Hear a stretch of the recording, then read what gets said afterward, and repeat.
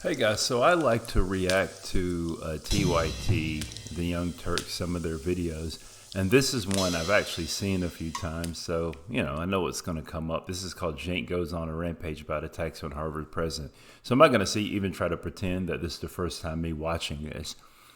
This came out a few days ago. I don't know the exact date, but it has to do with basically, I think some Ivy League college presidents have been called to task about, doing something about the protest against the actions of Israel, and saying that I guess some of the protesters are probably saying some anti-Jewish things. These Ivy League schools, I really don't give two whats about what's going on there, but any type of hateful language towards a group, that's a problem. Especially when it can potentially incite violence. Free speech is nice, but if you're inciting violence, so whatever. Anyway, so let's get into this. It's probably enough that I don't remember about the details of this. Maybe it'll be like new to me. I don't know. Anyway, let's go ahead and jump in it. Despite fierce calls for her ouster, the Harvard Corporation, along with hundreds of faculty members. I've seen this, by the way, Harvard Corporation.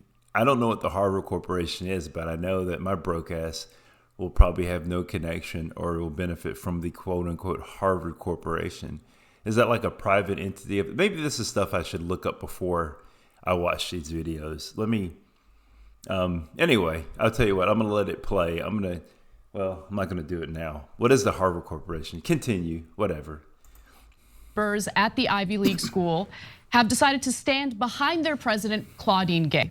Now, even a politically motivated attempt at getting her fired due to allegations of plagiarism didn't seem to work. And we'll give you the details on that in just a moment. But before we do, I think it's important to just refresh our memories in regard to why there are calls for Claudine Gay, the president of Harvard University, to step down.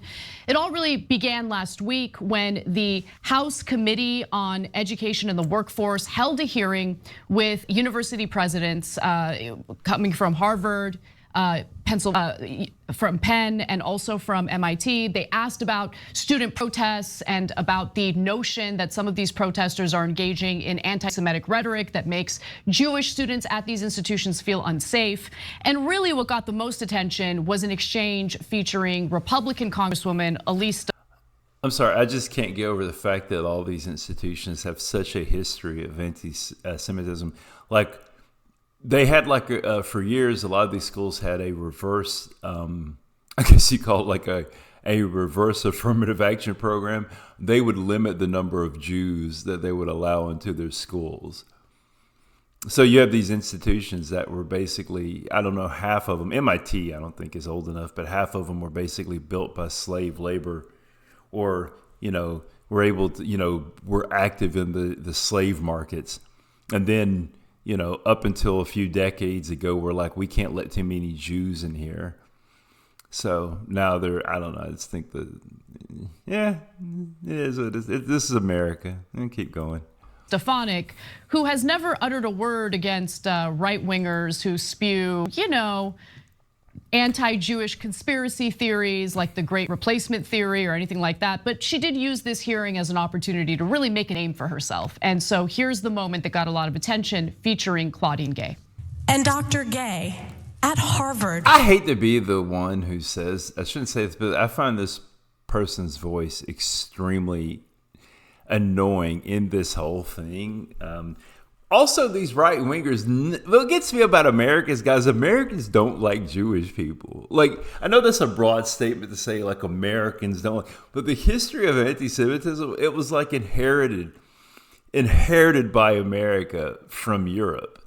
And these right wingers, half of their party, the reason that half of them support Israel is, one, because of their whole weird end times prophecy, and the other thing is they probably secretly want Israel to exist so they can get rid of the Jewish population we have.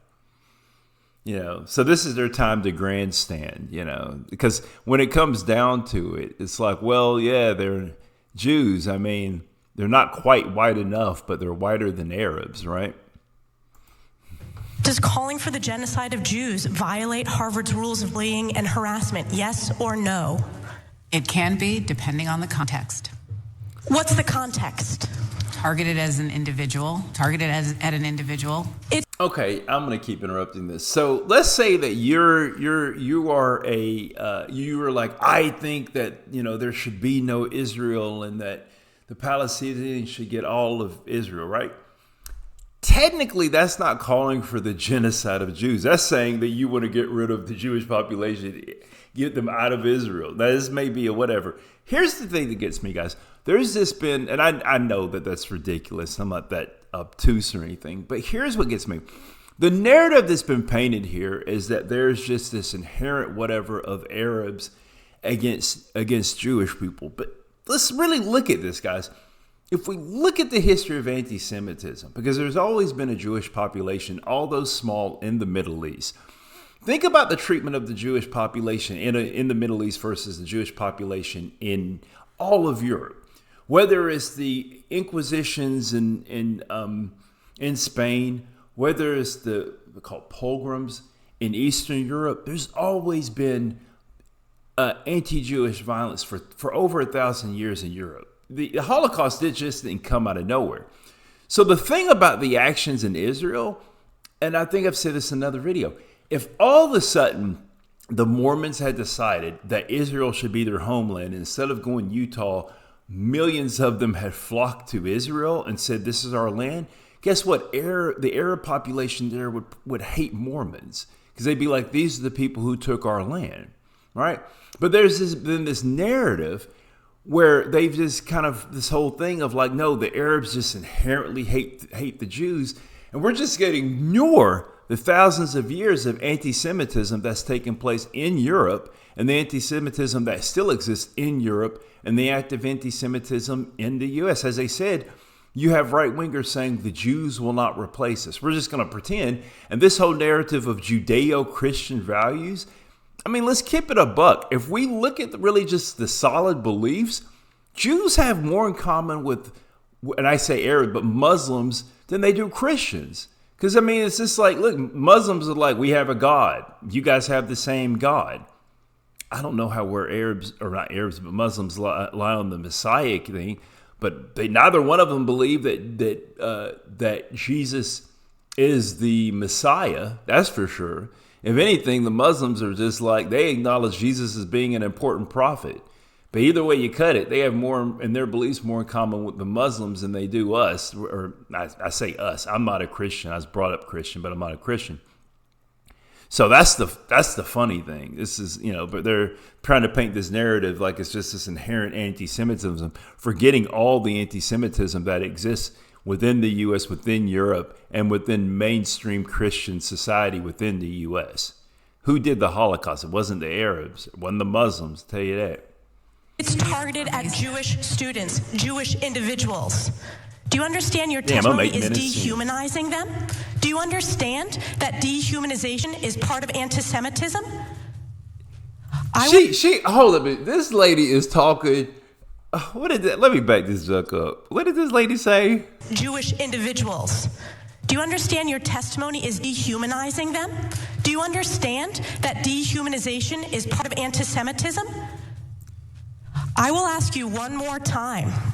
Does calling for the genocide of Jews... She's not really trying to get to an answer of this. What she's doing is she's grandstanding. That's really what's going on there. Man, I wish I could be let me tell you something. I can be very full of hot air. I'd be a great politician in this regard. Violate Harvard's rules of bullying and harassment, yes or no? Anti-Semitic rhetoric. And is it anti-Semitic rhetoric? Anti-Semitic rhetoric when it crosses into conduct. Okay, so you notice that how the I'm gonna put it this way: the way the white woman's speaking. So the white woman can get away with that. She can be loud and strident and whatever. But the black woman, if she had half the volume of that white lady, she would be labeled an angry black woman. I know some people may be like, "Why do you have to bring race into this?" Look, we're talking about issues of anti-Semitism. The discussion itself has to do with race. So Claudine Gay, she's existed in her skin for her whole life, and she knows she has to be constantly aware of how she'll be perceived. that amounts to bullying, harassment, intimidation. Because basically what she wants to say is probably BITCH, shut up and let me speak. That is actionable conduct, and we do take action.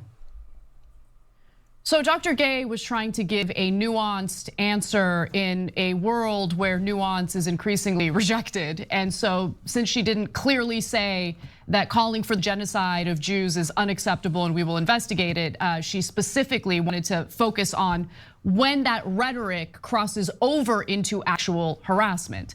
And look, I would have preferred for her to be a lot clearer. There was a lot of legalese used in the way that these university presidents answered that question and did not bode well for them. And that's what led to calls for their resignation. And I want to also be clear that there is no evidence of students chanting about genociding Jewish people. There have been. That's another thing. I wish they had been clear. Like, I've seen several of these testimonies, and I wish that they being the people doing these hearings, I wish they had given more details with it, what's being said. But I think what's happening is that they're equating criticism of Israel to anti-Semitism, and just the idea of equating Jewishness with Zionism. That seems a bit problematic. I'm not Jewish. But, if someone said like being, black is the equivalent to being a member or supporter of the Nation of Islam, I mean, not to say that Israel's like the Nation of Islam, but pick your group, right? I would be like, what? What are you doing? Or being black is like the equivalent of being a supporter of the Hebrew Israelites. I'd be like the what? No, not quite. Anyway, let me keep going. Chants featuring them saying things like "from the river to the sea," which is interpreted by some as calling for the destruction of Israel. Also, this is gonna sound ignorant as hell, but every time I hear people say "from the river to the sea," and I know the context of that, it's kind of a chant of Palestinian statehood, whatever. I think of "from the windows to the wall." I can't be the only one who thinks that. If I am. Every time, from the river to the wind, from the river to the sea, from the windows to the wall. All right, let me be serious. Israel, but I don't think that most students who engage in that rhetoric think that they're calling for the destruction of Israel or the elimination of Israel. They think that they're fighting for the rights of Palestinians who are currently being crushed in the Gaza Strip. So that's the background. Before I get to the latest details of what's occurred in this story, I wanted to give you an opportunity, Cenk, to weigh in. Yeah, so now that they've launched this weapon of mass distraction, whoever their target is has to be eliminated. So they got the president of Penn to resign. Tremendous pressure from the alum. So the thing about Israel for years is that they had this narrative. Let me be clear: Israel, not Jewish people. Israel has this narrative in the U.S. and they require so much support from a significant population of Americans. They have to control the narrative. And it's very important because I think in the past 70 years, I think Israel has received about $240 billion in money, more than 240 billion from the U.S. And I think even recently recently they've received an aid package of 14 billion. So it's very important that they control the narrative, that they continue to get money from the U.S. Alumni saying that they're going to pull hundreds of millions of dollars. How dare you? We love cancel culture. We hate free speech. Make sure you cancel anyone who disagrees with Israel, etc. And it worked. They eliminated her.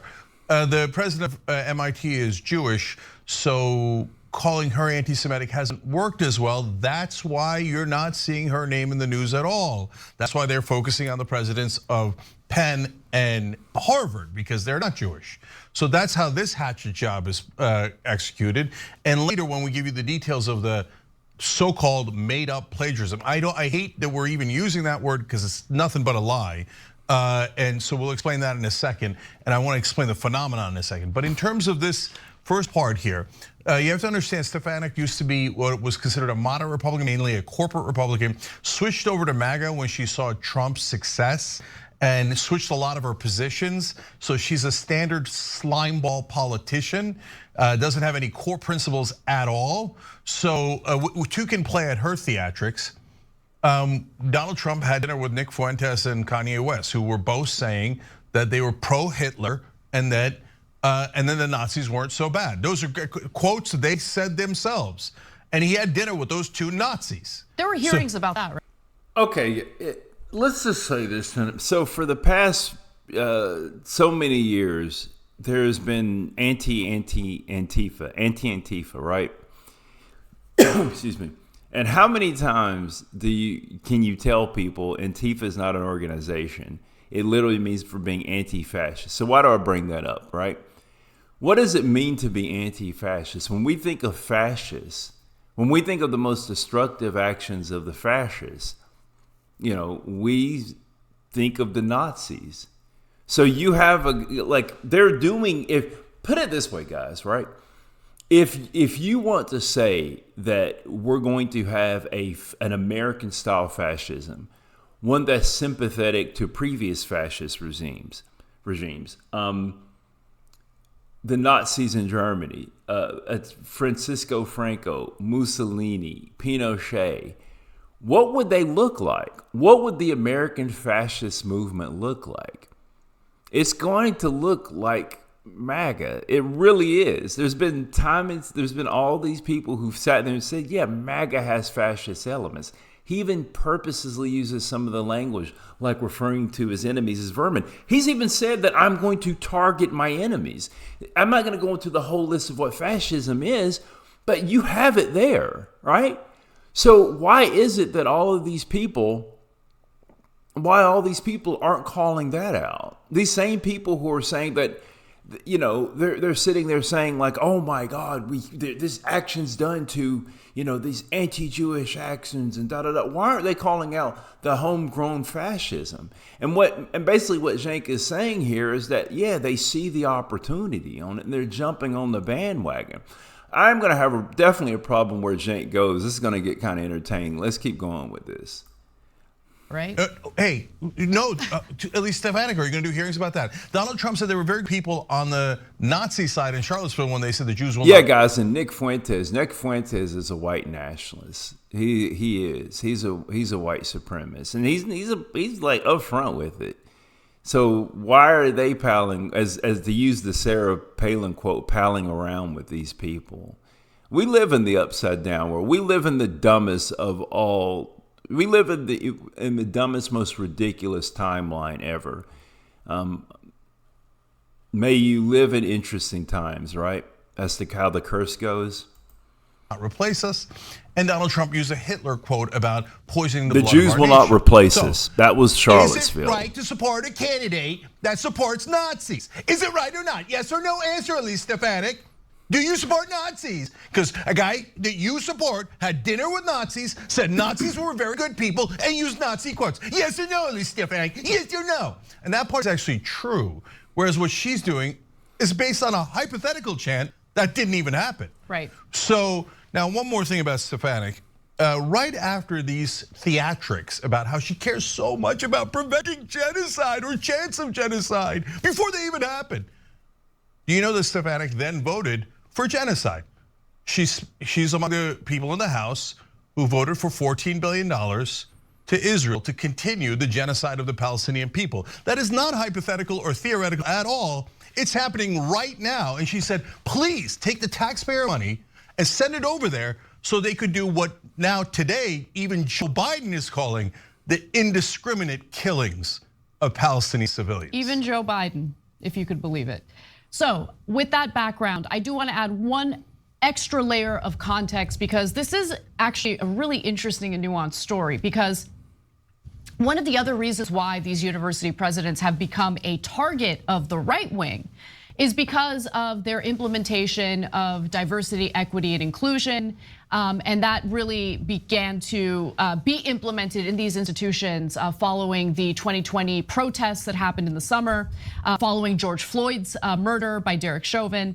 And so I give you that context because the climate at these universities became a little more hostile toward free speech, and some professors, some students were punished for engaging in free speech. And so the real question is, okay, well, why were they so quick to act when there was offensive speech directed at other marginalized groups, and they're not, treating individuals who have offensive language toward Jewish students the same way? That's really another part or another layer to this story. Now, with all that said, obviously, huge calls, fierce calls for Claudine Gay to either step down or to be fired. But as I mentioned earlier, the Harvard Corporation stands behind. I don't think it's really out of the line to sit there and say that anybody who, you got to make an example of people. So they're talking about the free speech thing, and she's going to get calls of plagiarism. And if anyone's seeing this and you're not familiar with what's going to happen here, the claim of plagiarism, they're actually, from what I've got, there's actually a video of one of the people that she has been accused of plagiarizing actually being critical of Gray. Like, that's the thing. Like, she may have actually committed acts of plagiarism. There's a real argument. But the whole thing is why are you bringing this up now? And is it just a distraction? And you can have two things that are simultaneously true. Yes, this is being brought up as a distraction, and yes, she actually committed plagiarism. And, quite frankly, when it comes to academia and who's committing plagiarism, I'm going to say something really terrible. I should appreciate it more. You work on stuff, you write, you do research, you want to get credit for what you do.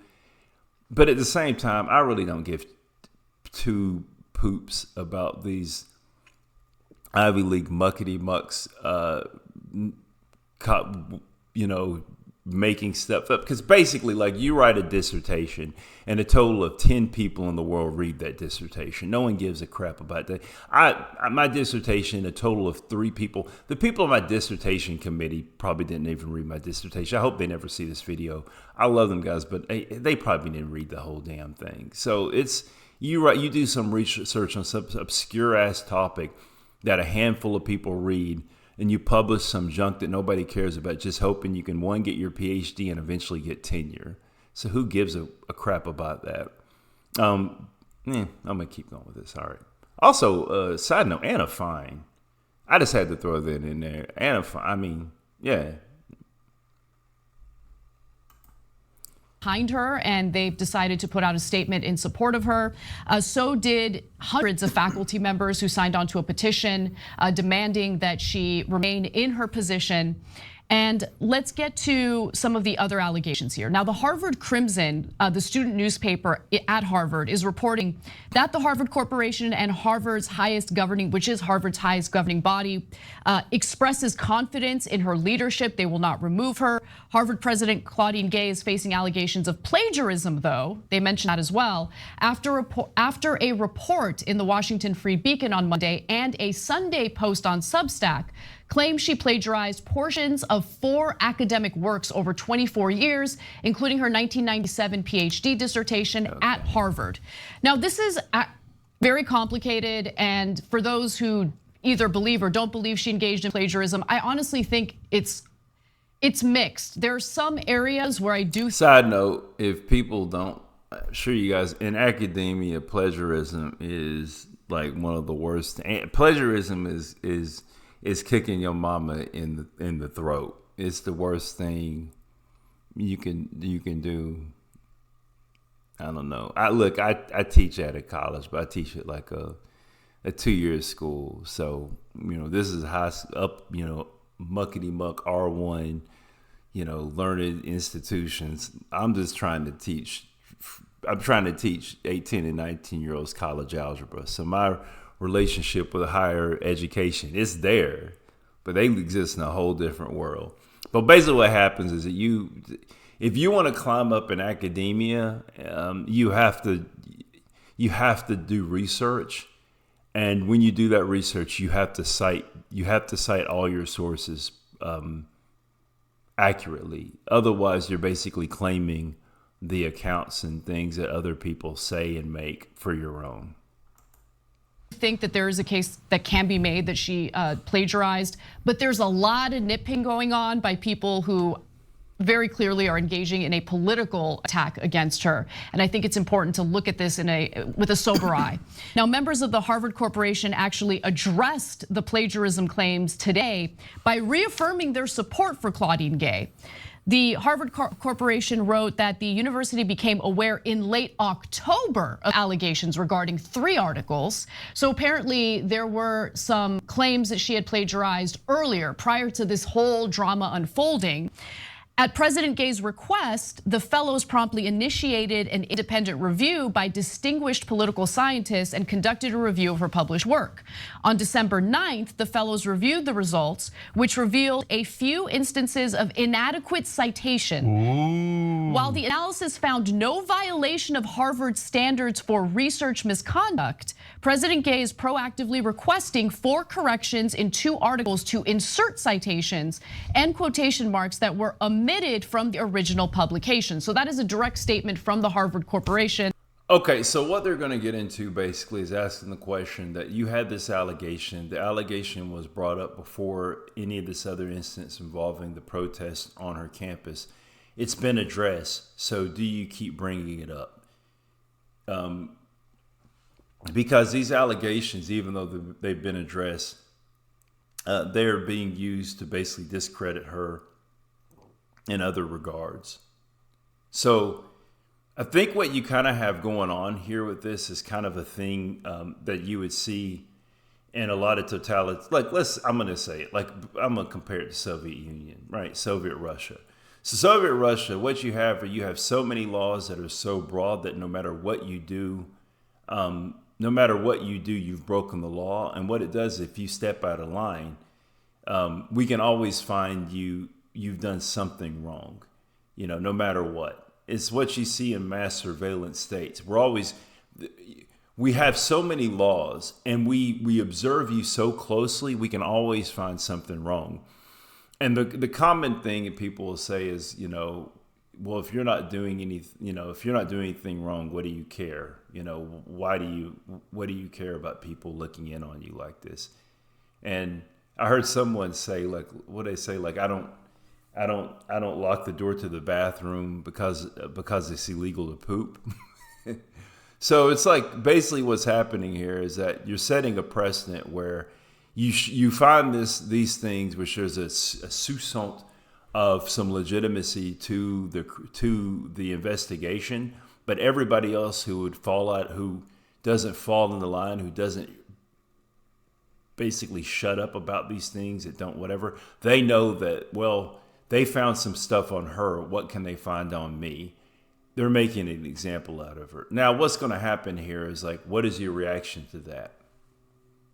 Meaning, like, what is, like, how do you fall on that? And you're going to see how Cenk falls on it. And it's going to be kind of entertaining. It's like seeing mommy and daddy fight. Anyway. Now, they did not specify which articles were found to contain improperly cited material, which they're now going to correct, I guess. But the allegations were further publicized, and this is where the political component comes in. They were further politicized by right-wing anti-woke activist Christopher Rufo. Now, in a post on X on Sunday night, he made it abundantly clear that him drawing attention to the plagiarism claims is politically motivated. I'm going to read you exactly what he wrote. Real Chris Brunette, that's the reporter that he worked with, and I sat on the Claudine Gay plagiarism materials for the past week, waiting for the precise moment of maximum impact. The Harvard board is meeting tonight, and there are rumors that the plagiarism scandal could be the final nail in Gay's coffin. There is no scandal. Okay, so they may mention here, Christopher Rufo is basically the guy who got everybody worked up about CRT. He was the mastermind of that. The right wing doesn't respect this dude, but he's the one, he basically comes up with the I'm trying not to curse so much in my videos, but the bull crap that the right wing uses to whip up their base into a frenzy. So the whole fear of like your kindergartner is learning like critical race theory. That was Christopher Rufo. So even the people who use his tactics, they don't respect him and think he's a disgusting You know, he's a disgusting poop peddler. But that's who he is. That's the context of him. And he's basically saying what he's doing. And I think the reason he's doing that is because he wants to get credit. You know, someone needs to bring Christopher Rufo aside, like, look, dude, real G's move in silence like lasagna. But he can't do that. So even though he gives the game away, it doesn't matter because the world's not sophisticated. They ain't gonna, you know, they don't care. Like I said, we live in the worst timeline and also the dumbest timeline. So he can sit here and say this and it don't matter. Scandal. So hold on. Pause. So that was on December 10th. That's when he posted it. Obviously, the update to the story is it appears that Harvard is standing behind Claudine Gay and they do not believe she's done anything wrong. The story could develop from this moment to whenever. I don't know if they're going to find other examples of plagiarism that they think are more problematic. But the claim was amplified by Bill A. Ackman, an 88 who graduated from 88. He's a hedge fund CEO who has been a vocal critic of Gay and has called for her resignation. Ackman posted on X that he sent the allegations to a senior member of the Harvard faculty who found them to be credible. He did not identify a specific faculty member by name. And so the Free Beacon article mentions 4 specific works from Claudine Gay that they believe give examples of her engaging in plagiarism. A 1993 essay in Origins, a shared publication between the Ohio State University and Miami University, her 1997 PhD dissertation from her time as a graduate student at Harvard.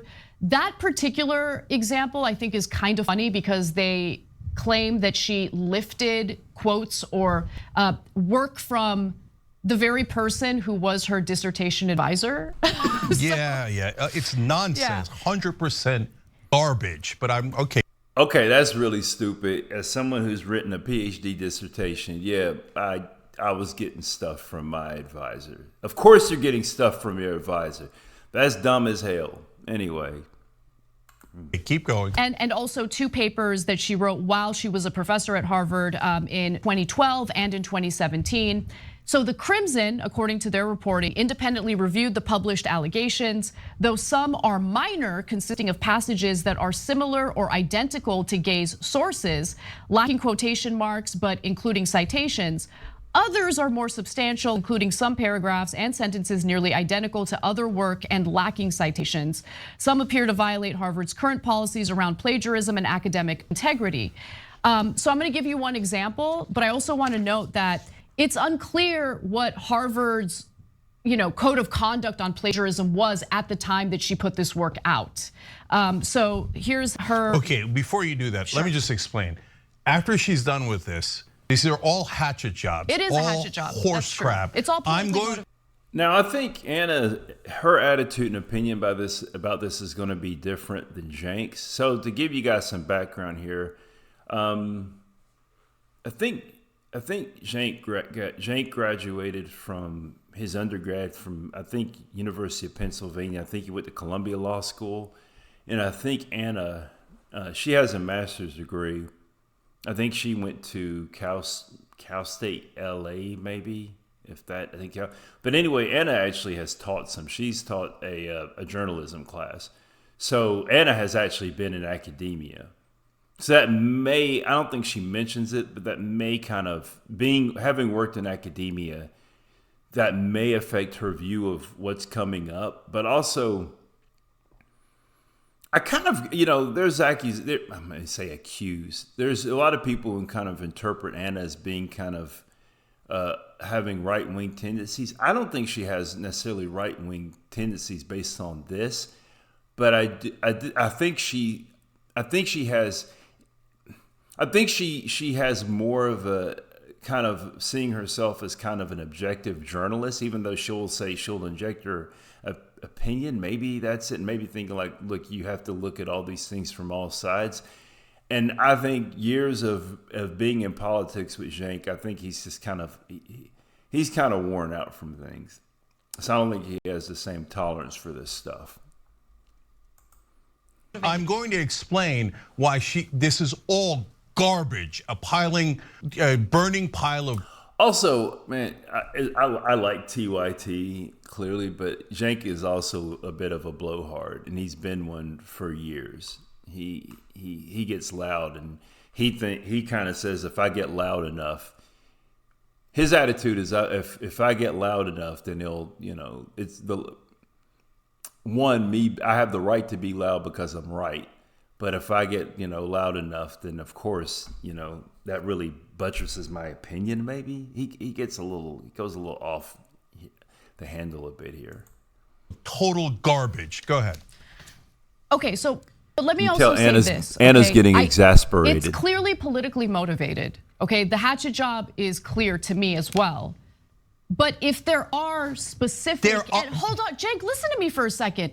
If there are substantial examples of her engaging in plagiarism, it is a problem if she's the president of a university. Yeah, I'll explain later. Just get through the BS first. Okay, no, you go ahead, Cenk. Go ahead and it's garbage. It's garbage. Engage in your rant. Go ahead. So guys, here's what happens, okay? Once someone sticks their neck out and challenges the powerful, they then dig into their lives and they go, okay, we got to find some transgression so we can invent a scandal. And they'll get some hack like Rufo and some rando at a random place like Washington Free Beacon and a Substack account, okay, whatever the hell that is, okay? And they'll say, okay, this is just serious charges. And they'll repeat words like plagiarism 100 times. And all the headlines will say plagiarism. And then when you look into it, what did Harvard conclude? 4 inadequate citations. Jaywalking is a significantly higher crime, okay? That when the best you got is 4 inadequate citations, basically you're saying we dug and dug and dug to try to bury her and find one thing wrong in her life, but we couldn't do it. So we got something where she left out quote marks, but put the citation in. We got a thing where she joined with another author. We got a thing where she quoted her own advisor. Sometimes in cases like this, because whenever they go after academics, their #1 hatchet job is plagiarism. Why plagiarism? Because it sounds so bad, right? And the average person doesn't understand plagiarism at all. And so they go, inadequate citations. And it makes it sound like, wow. I really want to know, how much does the average person even care about plagiarism? I think it's just if you're against her, I don't think the people. I mean, let's be honest, the people who don't like her really don't give a hoot about plagiarism. But if they can just use something to discredit her, they're going to use it. Even if you had definitive proof that someone committed plagiarism, let's keep it a buck, guys. The same people who were attacking her, like the senators and the representatives and the whoever, they don't give a good god dang about what people on their side are doing. They'll defend them till the end, but yeah, they'll be like, you didn't look both ways before crossing the street. You chewed gum and spit it on a sidewalk. So yeah, they don't care about plagiarism, but it's like, and Anna and Cenk thing is like, but by us even talking about it, aren't we just kind of, whether we support it or not, by us bringing it to attention, we're putting it out in the world, which is ultimately what is the fact that we're having this conversation about it gives it strength. That's what Cenk is saying. Anna's saying the counter. It's nonsense. Total. So sometimes on plagiarism charges, they'll say, when you look into the details, she quoted herself but didn't cite it. Oh, come on, guys, come on. So this is what I call needle in a haystack. So are they trying to represent the totality of her career, the haystack, or are they trying to find a needle in that haystack, pull it out and go, look at this needle. That's what she's about. That one time that she got a citation wrong. Fire her. And who's Bill Ackman? Bill Ackman is one of the worst people in the country. He's a hedge fund manager who bribes, campaign contributions to politicians, buys them off left and right, gives a ton of money to his alma mater. And when he heard this, he's like, well, no criticism of Israel ever. Fire her. I mean, I'm worried about an inadequate citation from 1987. So I'm really concerned about her academic situation. Guys, when they find something this minor, that means, oh my God, she was squeaky clean. Oh, she led an immaculate life. I challenge any of you to go through this kind of process and have them come up with only 4 inadequate citations, that means you're pretty much an angel. So this is nothing but hatchet job. It has zero validity. So Cenk, the reason why I get frustrated with you is because you're itching to engage in your. So if you guys see, you can see Cenk is literally getting upset by this. The same thing which has allowed this network, I think, to exist, TYT to exist over the years, because there's a period of time some years back where it was just barely hanging on, is kind of this willpower, this motivation that Cenk has. And I think that same thing, in a sense of like self-righteousness. And I think that same thing, which probably has let him be, let's be honest, successful in life, also seems to sometimes be as kind of his detriment, you know. So he's getting worked up, and it's one thing I've always been kind of annoyed with Cenk, where he gets like worked up and angry and whatever. And it's like, he's clearly a smart guy. He's clearly a very smart person, but it's like he gets too emotional at times. You know, I'm not saying don't be emotional, but like you can't let your emotions control you, and I think he does that. Rant so desperately that you don't even give me and an opportunity to lay out all the facts Anna. Before you engage in your rant, in which you. He's being rude to fine ass Anna. Don't be rude to Anna. She fine as hell. All right. Undermine and minimize the evidence that I'm going to show that shows that it's more than just the lack of citations 4 separate times. Yeah, I'm not going to engage in their hatchet jobs. Look, listen. No, that has no validity. Okay, all right, fine. It has no validity. If your take is, I don't care if she engaged in any plagiarism because this is politically motivated, then just say it.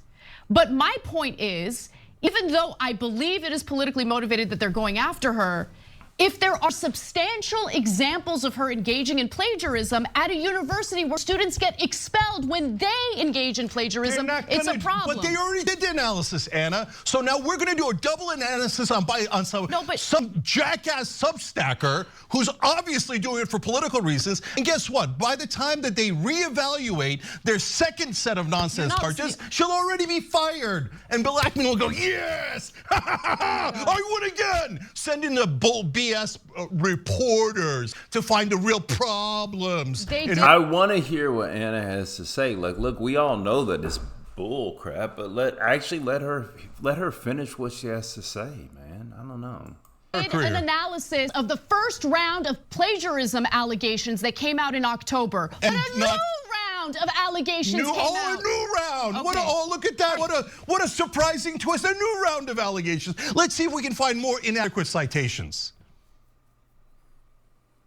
I don't care. Just finish. Okay, then you don't care. I don't care. I don't care. I don't care if you about that. No. Be honest about the fact that you don't care. I don't care. Okay. I don't care. That's fine. If you found out, no, I don't care. Let me explain. Okay. If you found out that she committed a robbery in 1997, went into somebody's house, broke the door down, and stole their radio, I still wouldn't care, because you're trying to eliminate her because she said something you don't like. Don't go back into the past, find the tiniest little transgressions, and then we're gonna have a debate over this poor woman's life and over her.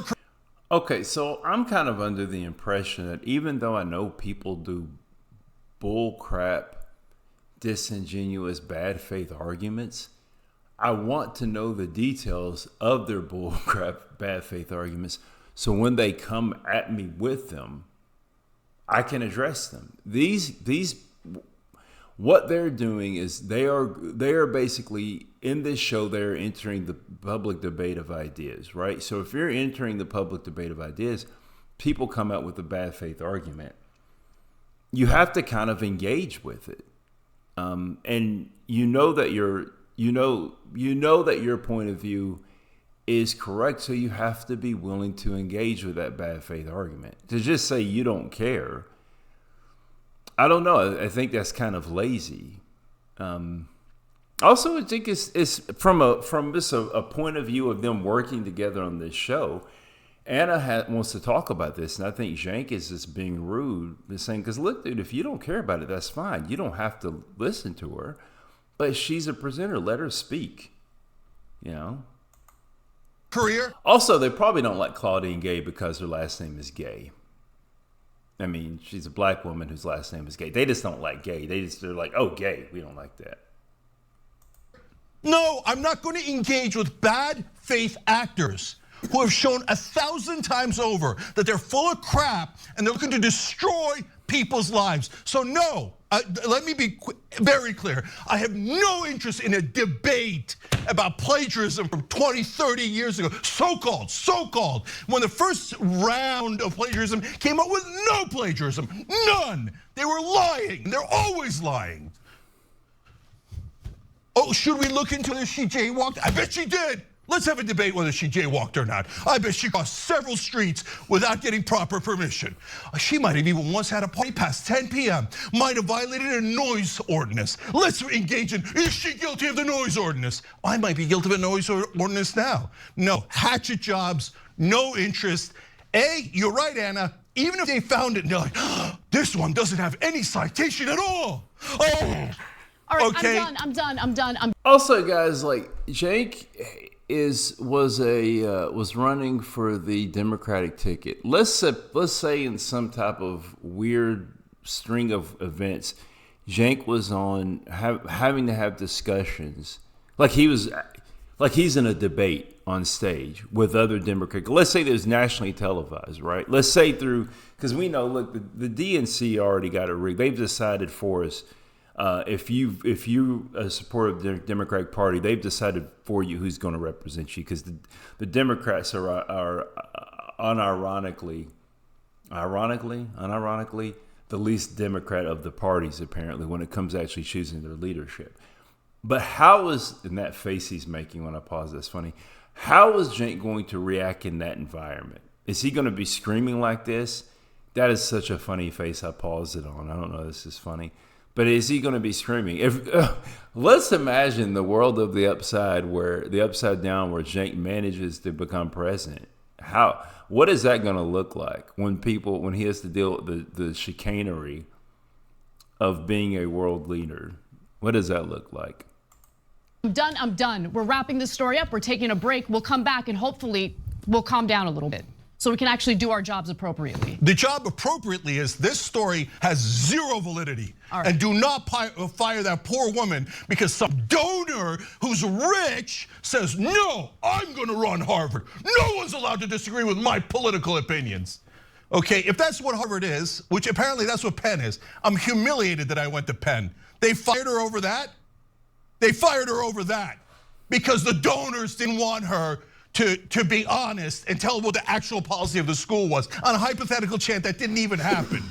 And those same donors, by the way, very, very likely donating to the politicians who voted for genocide of the Palestinian people because their lives don't matter. But we're discussing citations as 18,000 people have been butchered in Gaza. That's a weapon of mass distraction. All right, it's more than citations. I'm sorry that I couldn't give you guys the information, but please read the entirety. But go to Substack. I'm sure they have a lot. Read the Harvard Crimson, please, so you'll understand where the real allegations lie.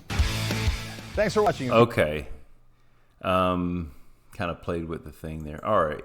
So 2 quick things to say about that, I guess. One, how awkward was that when they went to break to sit in there, like to be in that room? Like how awkward was it between them after that exchange? Secondly, one thing I will say about Cenk is rude for him to be screaming and talking over Anna like that. But when you look in the past, Anna has said some questionable things, man, on some issues. Like she's caught in a lot of, and Cenk has been the most ride or die friend for Anna. So at least he's got that. Yeah.